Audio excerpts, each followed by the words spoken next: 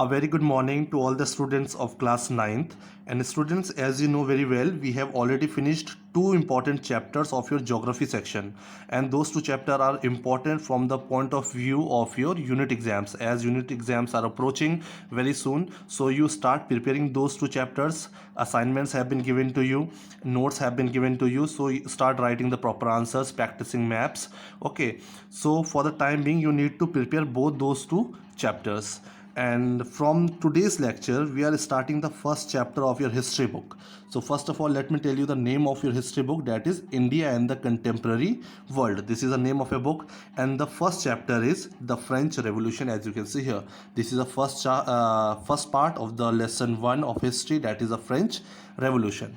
So today we are going to start the first part of this chapter, and basically this is going to be an introduction part where I will try and make you understand that what is the important content we are going to cover in this entire chapter, that is French Revolution. It means we are going to cover some of the important content which will be playing an important role, so that you can understand the entire chapter properly. So starting here, you can see the very first point. Before we move forward, let's understand the title here. French, you already know, it's about France, and let's understand the meaning of revolution. Many of you must be knowing it, but still I shall be explaining you the meaning and definition of revolution. But before we move to the meaning and definition of revolution, let me show you the location of France, because since we are studying the first chapter, that is the French Revolution. Okay, so before we understand the meaning of revolution, let me show you the location of France on the world map, because the location is going to be important for your good and good understanding. This is the world map, and I know that you will find difficult to find France here, but this is the European part, this is Russia. So France is an European country, so you can see France here with the yellow color, and its capital Paris. You can see the city important, Paris. So here Paris is going to be an important element when we will study about the French Revolution. It all started with Paris. So I will just zoom it so you can see it properly here. You can also see its neighboring countries. So many countries have been given there: Netherlands and Germany, Italy, Spain, even Britain is very close to this France. So you should know the location of France, and you can also imagine its location. As you can see, India, we are here. This is the location of India, and this is the location of France, and we are studying about the French Revolution, which was the country a part of European continent. Okay, we'll study here the definition now. A revolution is a successful attempt by a large group of people to change the political system of their country by force in a short span of time. So the meaning of revolution is written over here. This is the definition. This means when a huge number of people gather at a particular place and they protest against the political system of their country, as their needs, demands and desires are not being fulfilled by a particular political system or particular ideology. So they want to bring a change in a short period of time. That's why it's written a short span of time. They want to bring a political change in that system by force. It means they are protesting, they are demonstrating, they are into armed forces. Okay, so these are some of the violence and uprisings or revolts, we would say, which leads to a revolution. And it can this protest can be called a revolution only when it will be successful. That is why it's written a revolution is a successful attempt. When this revolution is done and it's successful, only then we can call it a revolution. Another definition you can see here, executing the same meaning as we have seen up, but some words have been changed here. A forcible overthrow of the government. A forcible overthrow of the government or social order in favor of a new system. Whenever we are trying to overthrow a political system to bring a new system or bring a change in our society, a political change, it is called a revolution. Like in the French Revolution, we saw there was a monarchy system which was overthrown, and the republic system was established. So French Revolution was all about this political change, which we'll see in this entire chapter. So this is the meaning of revolution, and which is in relation to or in context to France especially.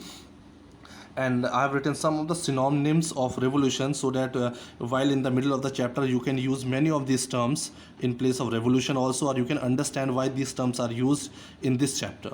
So synonyms of revolution: mutiny, revolt, uprising, riot, rebellion, violence, a coup. Coup is a sudden change in the political, social, or economic condition of any place or any country. That is called a coup.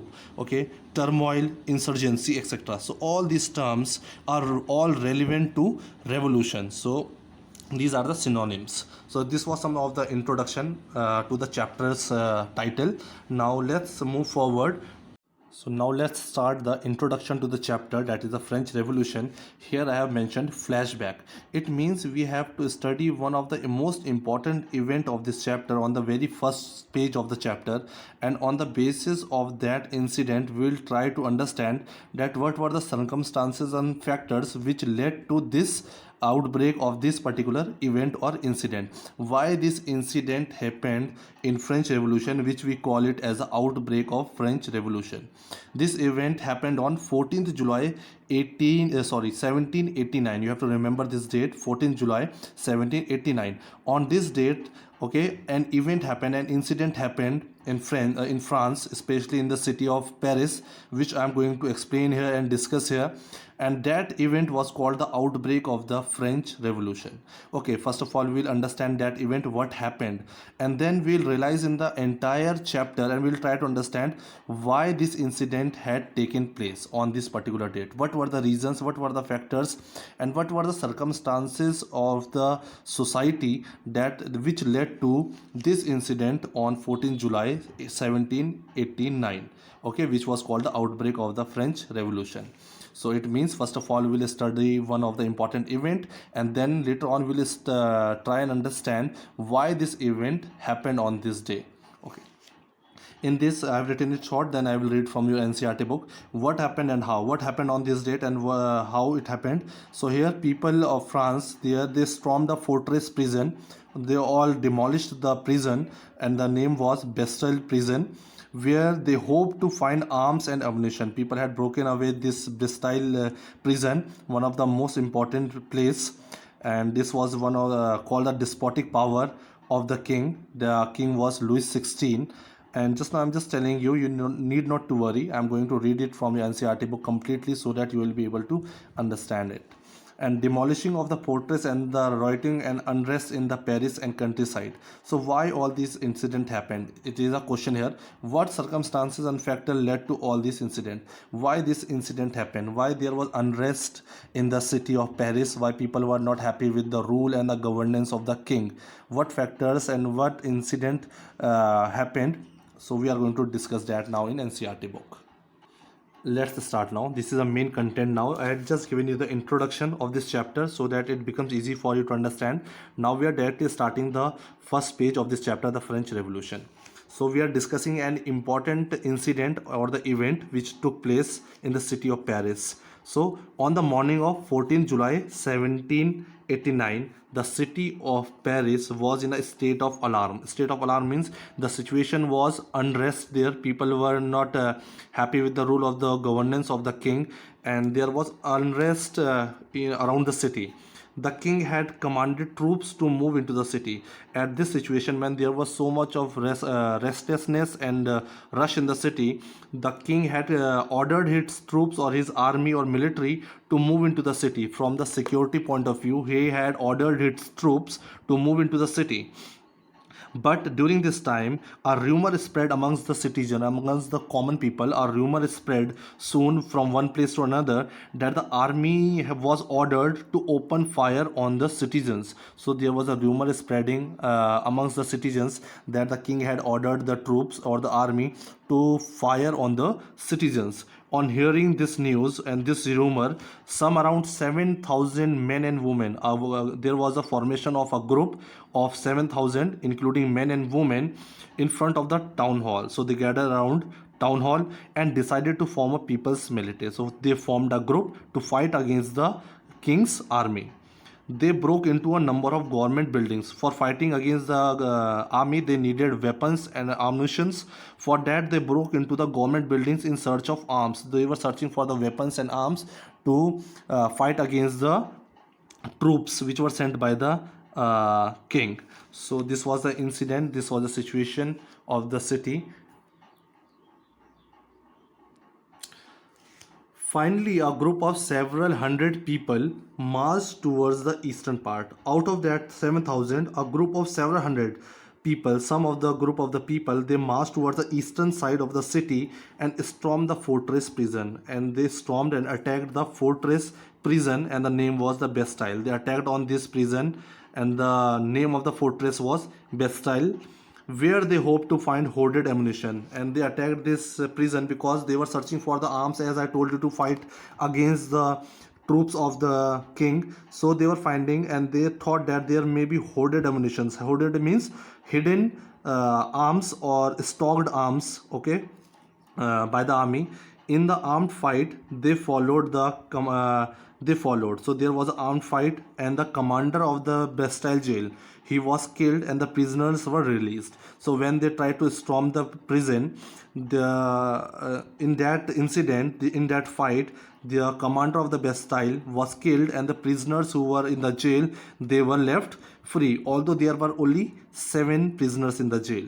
Okay, yet the Bastille was hated by all. But if we see, the common people, the citizens, hated this fort Bastille, where we had this prison, because the reason being, it stood for the despotic power of the king. This Bastille fort, this fort showed the despotic power, as the king was a monarch. So this was a symbol of his despotic power, okay, his authority. So they wanted to destroy and demolish this fort.